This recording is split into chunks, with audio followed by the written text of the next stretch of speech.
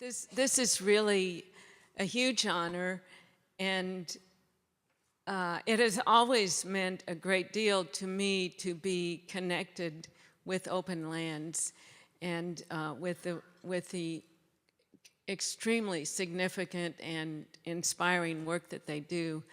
I have a few comments to make, but beforehand I want to call your attention to a few people in the room. One is my husband, Sam, whose humor and wisdom and wise counsel and companionship just help me make it through every single day.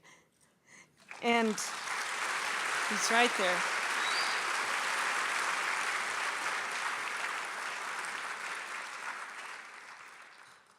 And then I also want to call your attention to Vicki and George Ranney, who I met right before I moved to Chicago, when Sam and I moved to Chicago, and they made it possible for me to begin to make art here on the prairies of Chicago.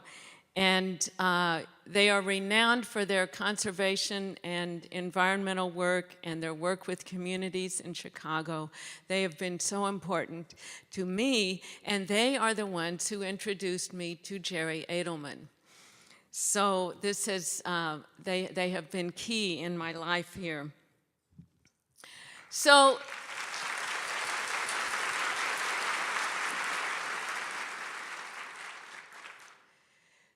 what I like best about today is this coming together of art and environment and farming. It is such a treat to see all these people in the same room. And just to demonstrate it, I want to show you a gift that I received today. So my friends, Tom and Nettie Spalding, who are here and who are organic farmers, brought me today a dozen eggs.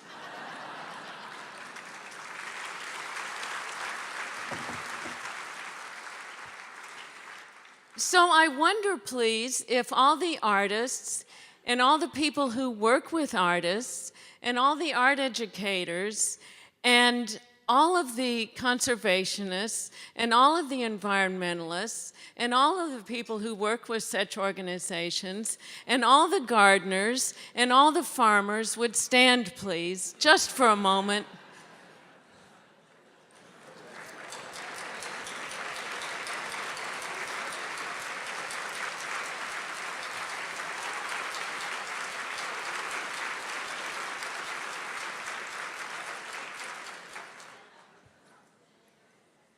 And I know the rest of you are their friends.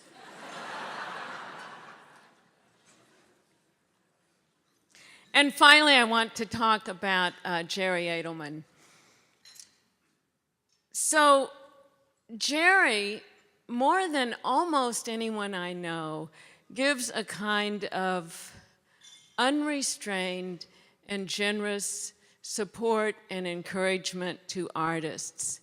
And he does it within this context of all the generous work he does for conservation and for environmental advocacy everywhere around our region.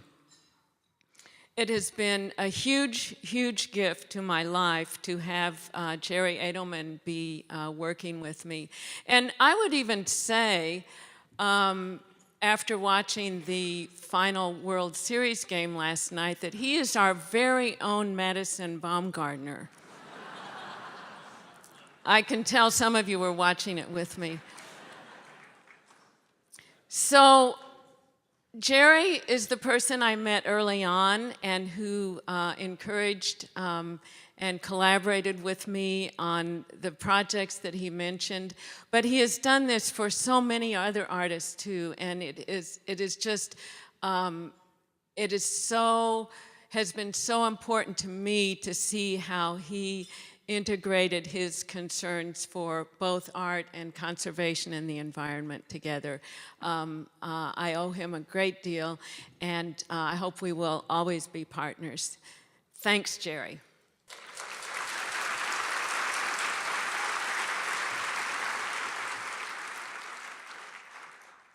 Now, I want to speak for a few minutes directly to my closing comments in the video about loss, about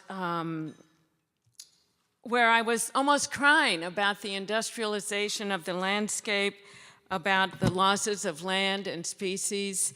I learned a word recently called solastalgia. This is a word that was coined by an Australian philosopher, which is different from nostalgia. Nostalgia, as we know, is a yearning for home. Solastalgia is what people feel who are still living in their home landscape, but in a landscape that has been terrifically affected by environmental damage. And so it is this longing for the home that has been changed and over which they feel powerless to return to the way of life that they knew. So I see this happening, this feeling of solastalgia happening in Southeast Chicago, where people are being affected by pollution from pet coke. Pet coke, the coke made from petroleum shipped down from the tar sands and manufactured here. So I see this happening, but I also see this tremendous kind of engagement from the community there, this determination not to be powerless, and this determination and commitment to change, which is supported and aided by many organizations in this room, by Openlands, by the Natural Resource Defense Council, and by others. So we are witnessing a kind of community engagement that is truly inspiring.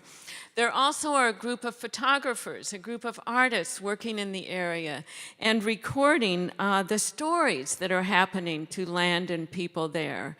So this is a collaboration among a lot of people. They're also in this same Calumet region. This is where Jerry mentioned there is much work and restoration of open spaces being done by Openlands and by others so that people in the area will have access to the Calumet lake and to other natural areas that are being conserved and restored there, marshland and other things. So artists in that area and in so many areas give us expression and comfort and hope and inspiration as they show us this whole range of feelings, this whole range of expression of both our losses and of our joys, and especially as they connect to nature and to our home landscapes. There's an example of artists showing how land and people are woven together in both light and darkness, I think, in something that Art Science wrote, the physicist, Art Science. And he was explaining diffraction. He said, diffraction is where light and dark meet. There, something new takes place. And this is a quote, "Parallel bands of color rhythmically intrude into each region. This happens at the edge of each region of light and dark. Light struggles with darkness, and the meeting gives us color." This to me seems such an example from nature of hope, this meeting that produces color. And Openlands is all about color. Openlands understands art at this meeting of light and dark that produces color. The art that reminds us of who we are and where we are. Wendell Berry has written, "There are moments when the heart is generous, and then it knows that for better or worse, our lives are woven together here with one another and with the place and all the living things. The artists in our communities speak of these things, and Openlands honors them all today. Thank you.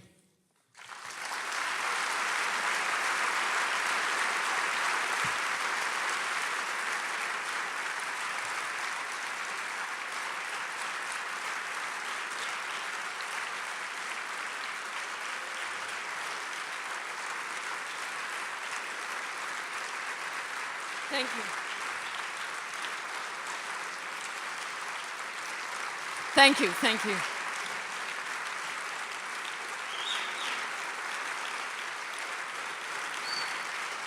Thank you.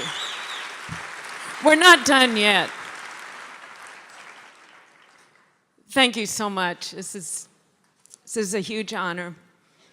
So among the artists that we have with us today, we have the Spectral Quartet. Now, I like their name, the Spectral Quartet, and it's the day before Halloween. Don't you think that's a really good kind of suggestion? But the word more closely connects to the word spectrum, which means a band of colors. Colors produced when sunlight passes through a prism. So when sunlight passes through a prism, we get colors. The word spectrum also is about a broad range of related ideas which overlap to form a continuous sequence. This also defines or describes the Spectral Quartet. They're rooted in Chicago. This is very important to them. They have a very strong sense of place right here in Chicago. And they're strongly connected to this place. They're ensemble in residence at the University of Chicago, and they have done year-long outreach and education in the Back of the Yards neighborhood. They're collaborative, experimental, contemporary, and traditional. The members are Clara Lyon on violin, Doyle Armburst on viola, Austin Wooleman on violin, and Russell Rowland on cello. They're going to play a Philip Glass Quartet number 2. The piece is in 4 movements with short pauses between each movement. So welcome to the Spectral Quartet.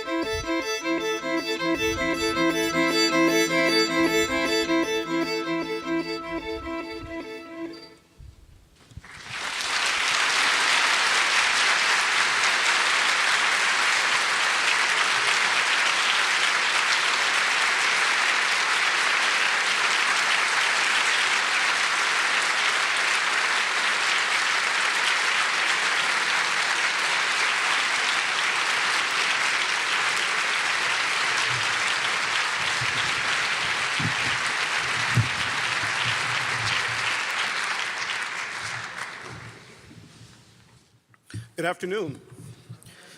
When I was first asked to give the closing remarks today, I was really excited. But then I thought, well, that's the part of the program where people start to grab their coats, make their phone calls, they got to get back to the office. So I promise to be very brief. I can't promise that I'll be interesting, but I'll be brief, I promise. Once again, I'd like to, can we have another round of applause for Spectral Quartet? They're wonderful.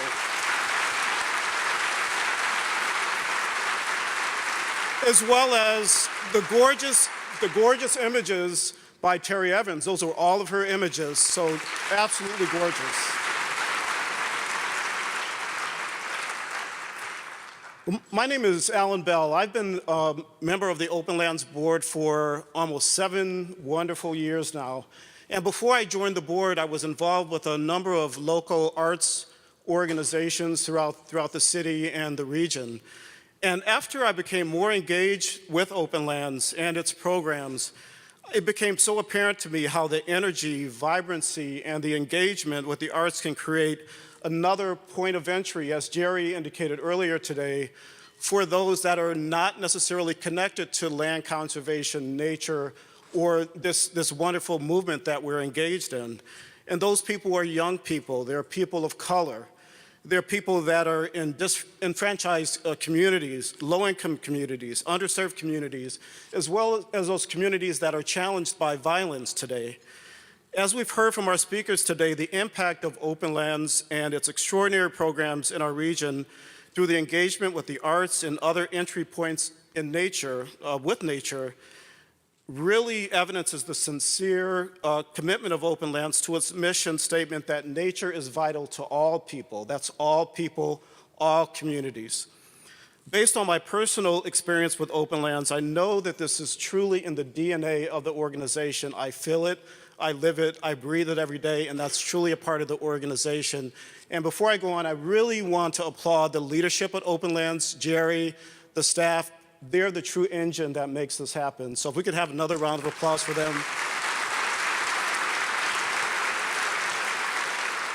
We the board, we work hard, but that staff is extraordinary. So we're really excited to be engaged with such wonderful leadership.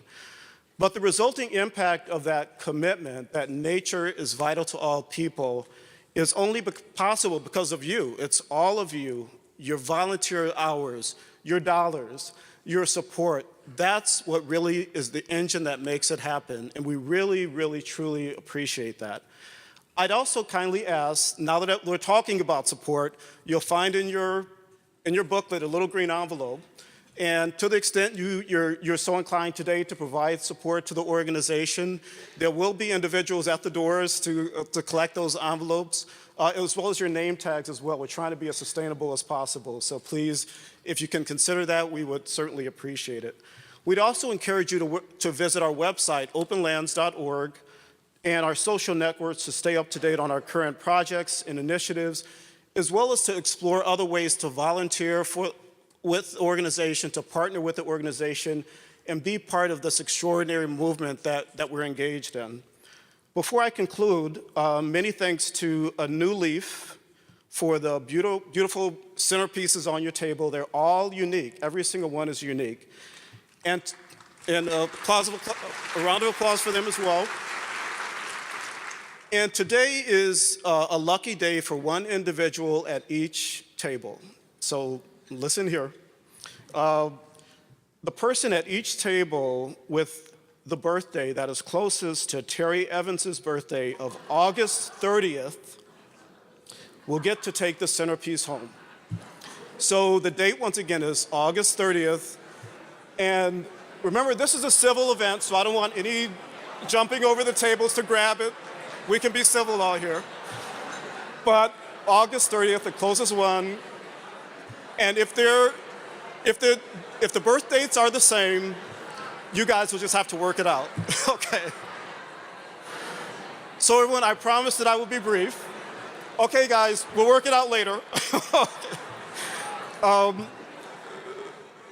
Once again, thank you so much, everyone, for attending today.